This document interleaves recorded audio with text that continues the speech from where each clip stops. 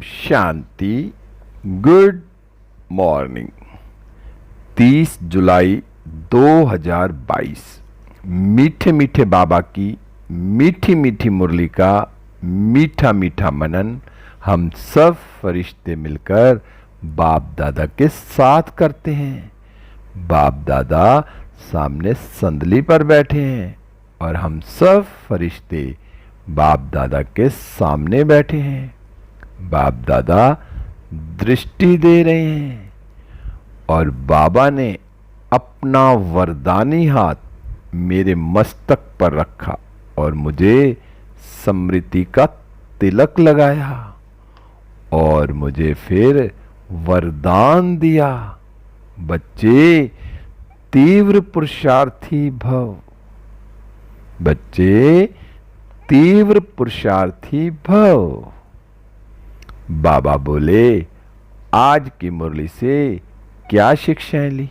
मीठे बाबा, आज आपने हमें बहुत प्यारी प्यारी समझानियां दी। बाबा, आज आपने मीठे बच्चे में कहा, मीठे बच्चे, इस पुरानी दुनिया, पुराने शरीर में कोई मजा नहीं है, इसलिए जीते जी मरकर बाप का बन जाओ, सच्चे परवाने बनो।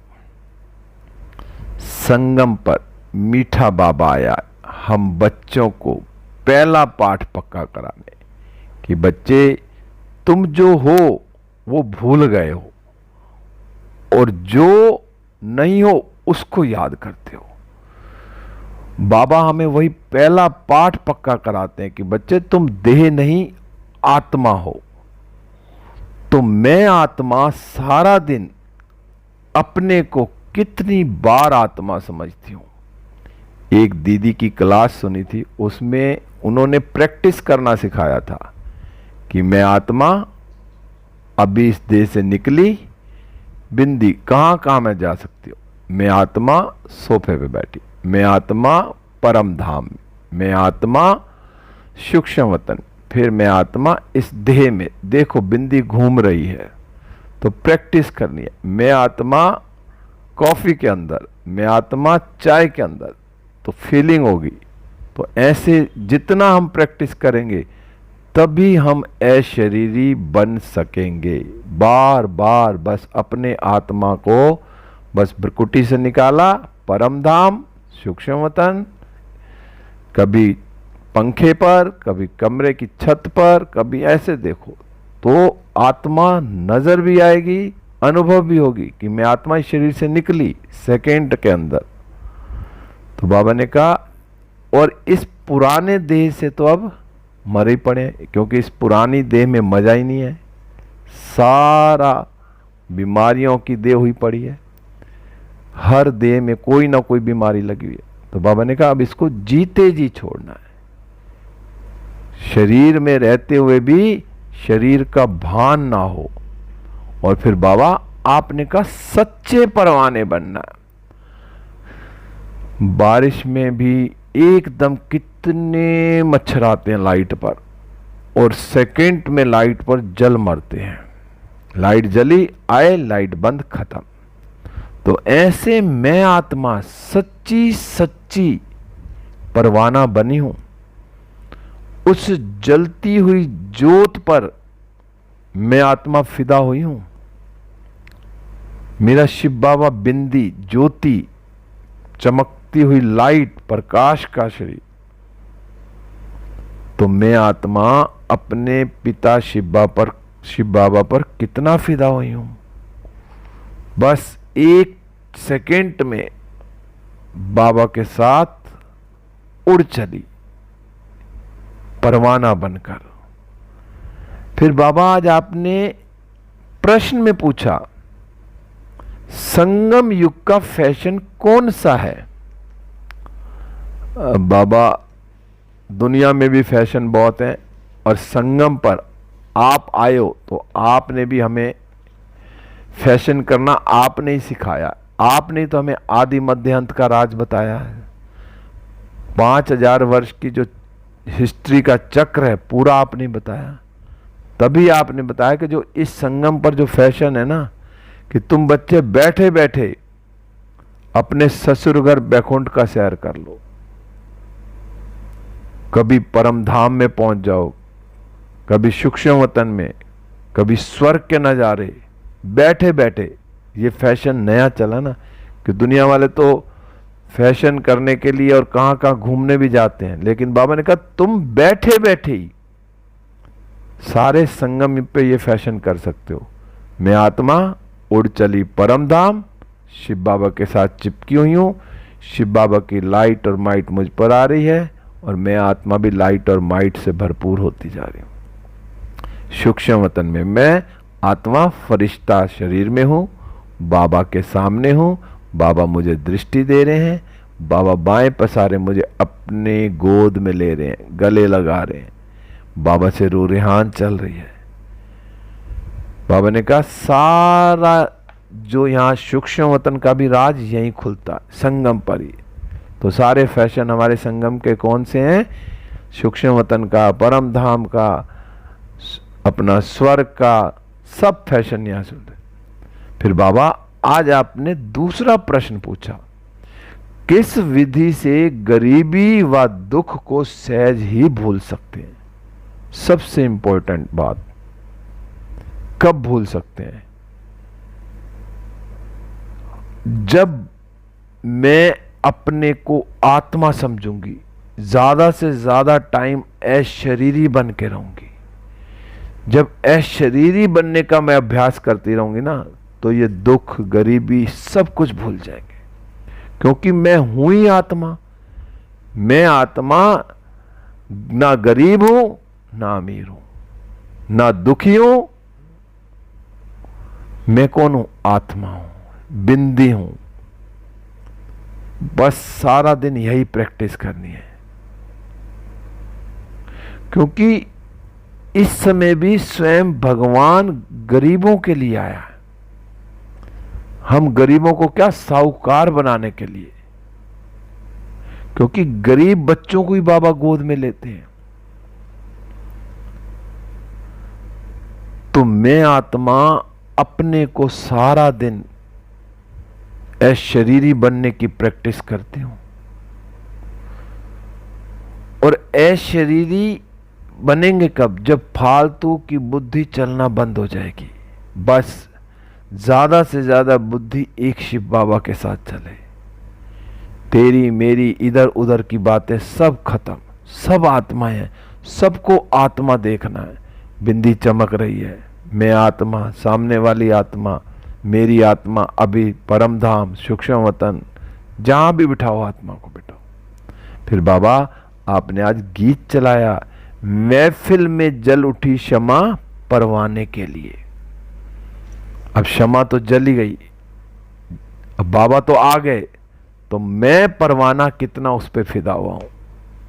अब मैं अपने आप को चेक करूं, क्योंकि बाबा ने कहा आत्माओं की प्रीत बनती है अपने पारलौकिक बाप परम पिता परमात्मा से। बाबा ने कहा जानते हैं बाबा हमको यहां से ले जाएंगे। अब मैं आत्मा, मुझे पता है बाबा मुझे लेने आया है, तो मैं जाने के लिए तैयार हूं। बाबा ने कहा किसी की आत्मा शरीर छोड़ जाने लगती है ना, तो मेहनत करते हैं। फिर बाबा ने आज बताया कि जैसे सवित्री सत्यवान की कहानी है ना, कि वो पीछे पड़ गई, उनकी आत्मा के पिछाड़ी कितना लटक पड़ी कि फिर शरीर में आ जाए। बाबा ने कहा परंतु उनमें ज्ञान तो था ही नहीं, और उसमें आत्मा में ज्ञान तो था ही नहीं कि कैसे आ जाएगी। एक बार शरीर छोड़ गई और वो नए शरीर में जाएगी ना, उस शरीर के साथ तो उसका इतना हिसाब किताब था।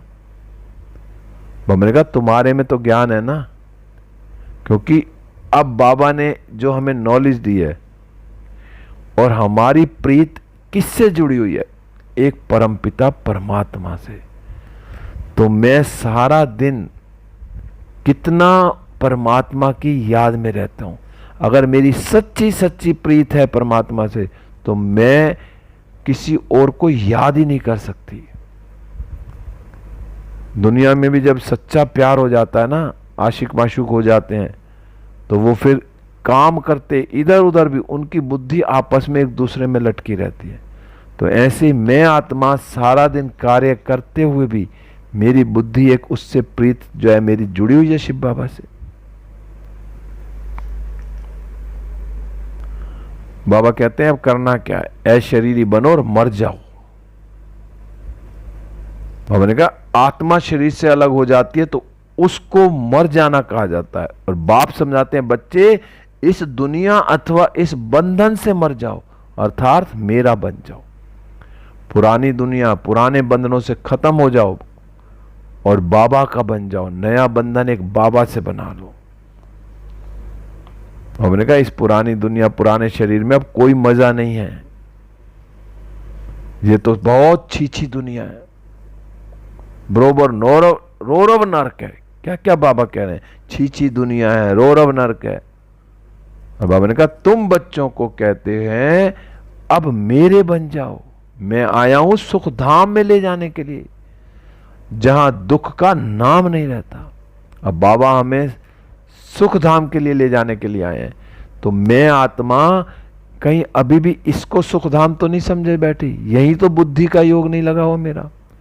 बाबा ने कहा ना इस पुरानी दुनिया इस सौरव नर्क से निकालो बुद्धि, अब मुझे बाबा के साथ जाना है परम धाम, फिर वहां से आना है सुख धाम में। बाबा ने कहा जहां दुख का नाम निशान नहीं रहता, इसलिए इस क्षमा पर खुशी से परवाने बन जाओ। अब सुख धाम में जाना तो अभी हमें खुशी से क्या बनना है, इस क्षमा पर शिव बाबा पर मैं परवाना बन जाऊं।